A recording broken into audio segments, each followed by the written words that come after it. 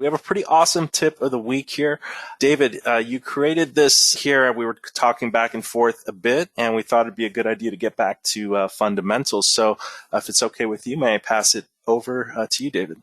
Yeah, definitely. So the majority of websites here are successful, but some websites never seem to get off the ground. So we thought we would kind of take everything back to the basics, down to the ground level, and address some reasons why some websites may not get off the ground. Oftentimes, it can be solved using simple solutions. So hopefully we'll help give you guys some ideas whether your website has been a success or it hasn't. If it's a new website or a website that's been online for quite a while already, we should have some interesting ideas and solutions in here that maybe you can implement into the management of your website. So the first slide here, don't spin your wheels. As I mentioned, some sites never seem to get off the ground, just like any business or any venture. But the majority of sites here do. But we've noticed a few things in common with the websites that don't. So we wanted to address those and hopefully change that in the future. So some of the most popular reasons why websites might not get off the ground is due to perpetual, never-ending development, kind of getting stuck in this development loop where they feel a need to keep iterating and making changes to the website prior to launch in order to make it perfect. And that's a good goal to have your website perfect. But when you're first launching, that's not always necessary, and oftentimes it can be a hindrance. This kind of goes right in with overthinking website features or benefits to include in your membership plans. Obviously, you do want to have a solid foundation when you're launching, but the goal initially shouldn't be to get it 100% absolutely perfect. As long as you have the basics down, you can launch, you can get great early feedback, which we'll talk about coming up in this webinar, and that can help you move forward with your website and make some great improvements. Other than the features side of things, maybe you do have all the features and benefits and everything that your target demographic is looking for in a website or a membership community. But maybe those benefits and features just aren't being communicated effectively to them. So that could be something to address and look into. On the opposite side of that, maybe your website isn't totally meeting the needs of your target demographic. It's really important to put yourself in the shoes of your prospective members and really understand what exactly it is they're looking for in a membership community or whatever product or service it is that you're offering. So as long as you can you have a complete understanding of what they're looking for and you're able to effectively message that to them, then that should be a winning combination. And you might have that, and you might have the website built and online, but maybe your members just aren't signing up. Maybe they just don't know about your website, so that might be due to a lack of marketing, something very simple. So we'll address that as well. The big key thing here, though, is even if your site isn't 100% ready prior to launch, you should still go ahead and launch it as long as you have the basic groundwork done. And then you can get some great early feedback from your website visitors, your prospective members, and make the necessary changes that they're telling you they want to see. I'm a big advocate for reaching 80%, having a strong phase one of something, whatever it could be. It could be cleaning or reorganizing a closet in your room. Getting it to 80% or a phase one will really help you knock out and complete tasks a lot quicker. It takes a little bit of the pressure off, and it also helps you move forward with something. And again, launching is the most important thing. So editing and cutting back can help you get to the phase one version of whatever task or thing you're trying to put out there for the world. So don't be afraid or ashamed of 80%, and don't let a perfect be the enemy of good, as they say.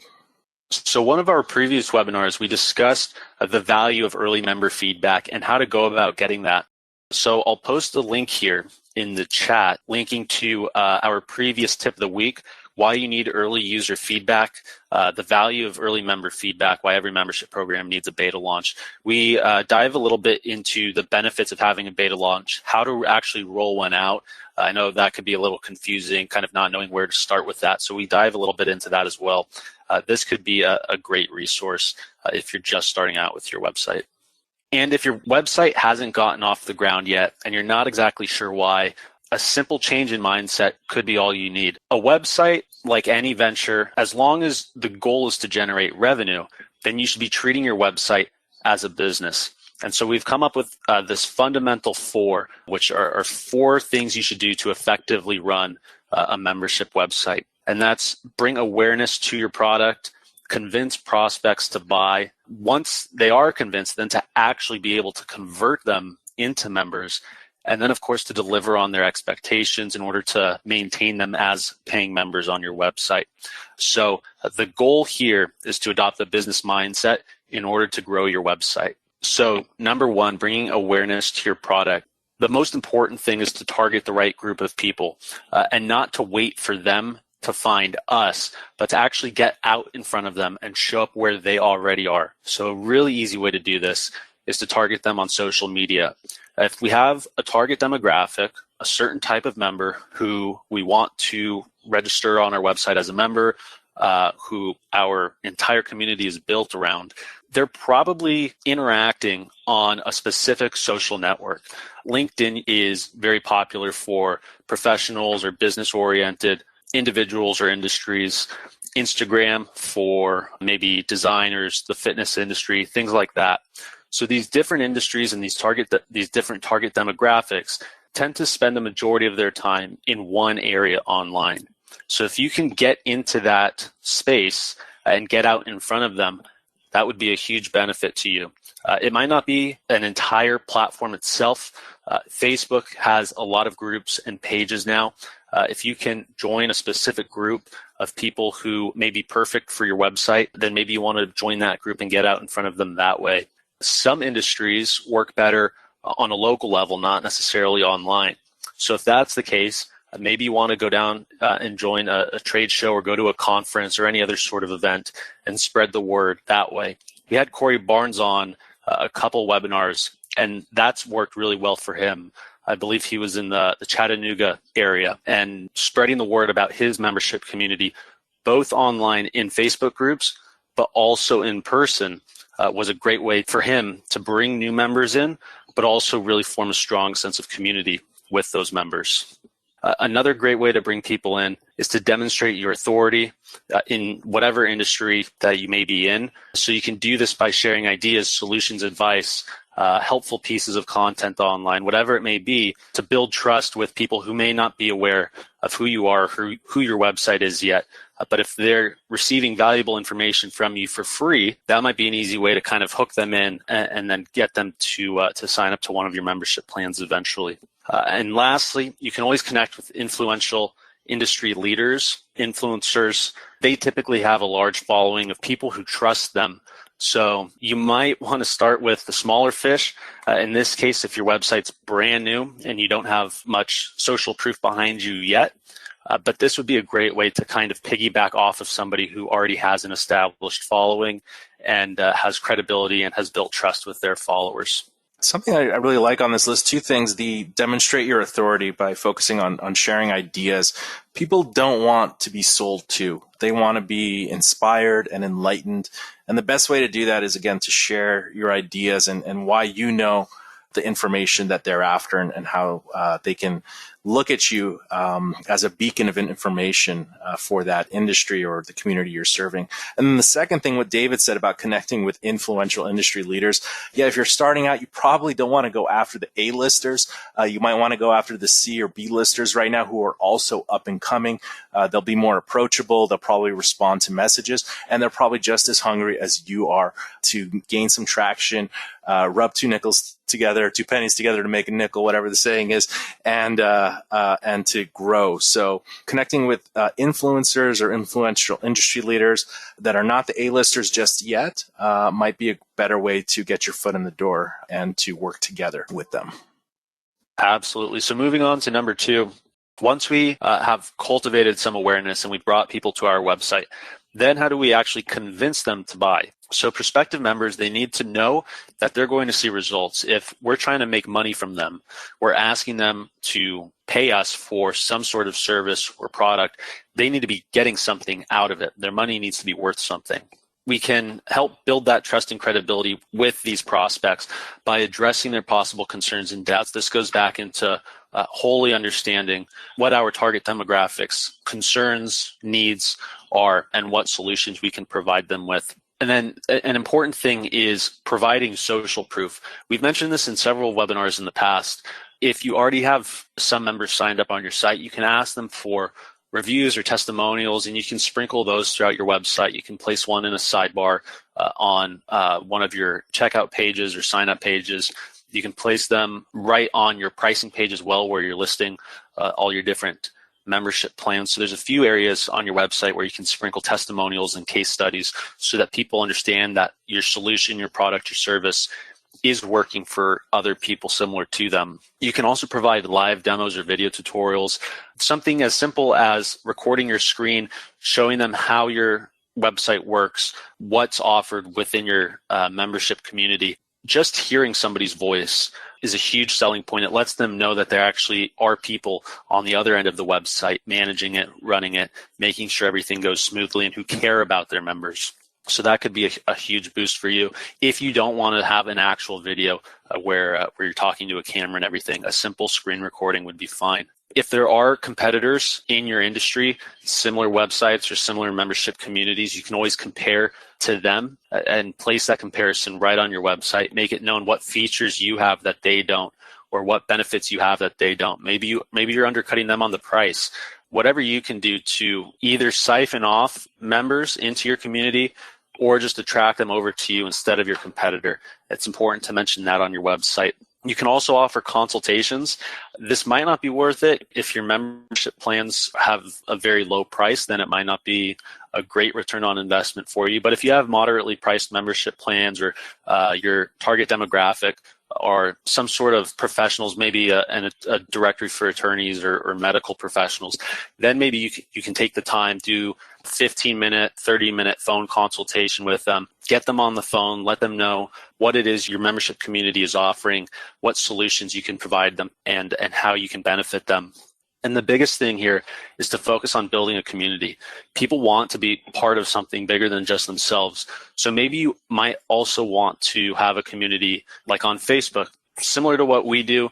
Our Facebook community now has over 5,000 membership website owners in there. And it's a great way to cultivate a community of like-minded individuals. So that might be something you might want to explore. Summing this entire slide up would be that you want to cultivate some sense of FOMO. You want people to have a sense of fear of missing out if they're not signing up on your website. So that really goes into understanding what your target demographic wants and needs and what solutions you can provide to them, and making it clear that if they don't join your membership community, they're going to be missing out on something, whatever it may be. Yeah, I like that one the most. Besides everything they're going to get, and by the way, when you're trying to convince prospects to buy, listing off 100 features can be, one, overwhelming, and two, kind of lose the key focus of the benefits of joining, of how their lives or their businesses are going to improve with the specific access to information or features that you're going to deliver to them. But more importantly than what users are going to receive, we have to explain to them what they're missing out on and what they stand to lose by not joining a community or getting involved, and I like this number 3 here, testimonials and case studies, is showing how others are thriving and benefiting from the solution. That's what we call social proof. When you show others how people in your community are loving your solution, loving the service that you're providing. So yeah, this is a really good slide, David. And just for fun, because I like to do this, I guess one of our competitors, Wild Apricot, they have us on a comparison chart, and I've done it in a few webinars in the past. Normally, a company wouldn't do this, going and showing for us to show a competitor, but they're more of a colleague. But under their pricing, they have Wild Apricot versus competitors, and I figure it's out of fear because they actually like our product so much, so kind of take it as a compliment. They have Brilliant Directories way down here with regards to low functionality. So they're trying to, anyone who's trying to compare us, they're trying to kick us out of their mind. But here's a comparison chart, and look at the way top there, Wild Apricot. God bless them. They are the best solution at the lowest price with the most functionality. So they also do, this is a comparison chart. You can also do a checklist. But again, with the community, you're not really comparing yourself to competitors. You're it's not like a software or something like that, but just to give you an idea of how some others have done it. All right, moving on. Always fun to do that one. Great stuff there. So once we're able to convince prospective members that we have a solution for them and that they do stand to lose something if they don't join our membership community, then we actually need to convert them into members. So we want to make the sign-up process as seamless, as easy, as fast as possible. Most of the hard work has already been done for you with the Brilliant Directories platform. The sign-up pages are automatically created when your membership plans are. But we still want to reduce sign-up friction. When we say sign-up friction, we did a webinar not too long ago specifically on this. But you don't want to make your prospects jump through a lot of hoops in order to actually get signed up. We don't want to ask them for a lot of information right up front. We just want to allow them to create their account, and then they can add their information. As long as we get them through the door initially, then we can start making sure that they're filling out their profile and all that sort of stuff. But we want to make the actual initial sign-up process as fast and easy as possible. We also want to make it easy to understand our membership in our pricing plans. Part of this is not offering a slew of membership plans. Some websites might offer 6, 7, 8, 9, 10 different membership plans. And at that point, it can get really confusing and difficult to compare the features and benefits within each plan. It's almost like going to a restaurant. Cheesecake Factory comes to mind. When you have a menu that's a dozen pages long, it can make it really difficult to eventually decide on what dish you want to order. So to start, at least, you might just want to have maybe 3 membership plans, a free general user one, and then maybe 2 premium plans that you charge for. Again, this really does depend on your target demographic and your target industry, but 3 initially, at least to start, does tend to be kind of a happy medium there. And another thing you can do is, if you're just starting out, is offer some special early bird pricing or benefits to get people signed up. You can make this very apparent on your pricing page. You can add a message in your website's header.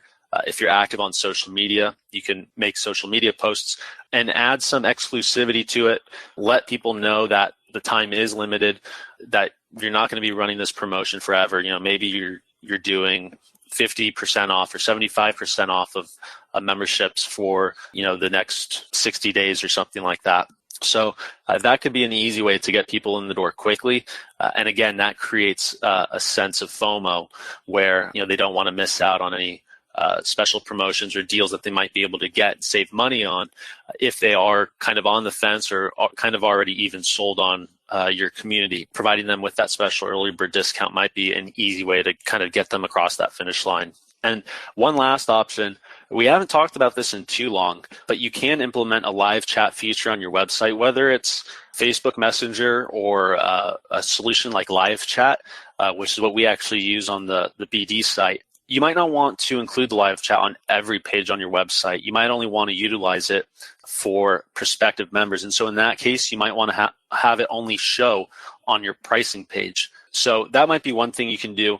You can just leave the chat software open on your computer during the day. If anybody comes along your pricing page, your join page, and they have any questions and they see you online, maybe they'll initiate a live chat, or you can even initiate a live chat with them. Ask them if they have any questions. Again, this lets them know that there's people behind the scenes who really do care about the community, want it to succeed, want their members to succeed, and that could be a great way to really get off on the right foot with new members. So be sure that they understand what they're going to get when they sign up on your website and what to expect after signing up, which leads us into tip number 4, which is to deliver on expectations. Now, there's nothing wrong with under-promising and over-delivering. Everybody likes a surprise. So your new members are signed up now. The goal is to actually keep them signed up on our website, keep them happy, and for us to keep delivering on the promises we made during that process when we were convincing them that we did have a solution for them. So setting expectations is important every step of the way, from the time they first initially visit our website or see us on social media to long after they actually sign up and purchase a membership plan with us. We want to make sure that they know what to expect from our website, our service, our community, and that we can actually deliver on that. One of the things we can do to help facilitate this is to have introductory and training videos. If one of the benefits of your membership community is community-generated content, where you're allowing your members to publish different pieces of content on your website. You might want to do a quick screen recording, embed it in their member dashboard, so as soon as they log in, they see the video that shows them how to actually go about publishing content. That's a great way to get people started quickly immediately after they sign up. You can also create custom thank you pages and emails after somebody purchases a membership plan. We do have the default welcome email that somebody receives after they purchase a membership plan, but you should definitely go in there, customize that email template, personalize it, make it more applicable to your target audience. The default one that's there on your website is great to get started, but it is generic.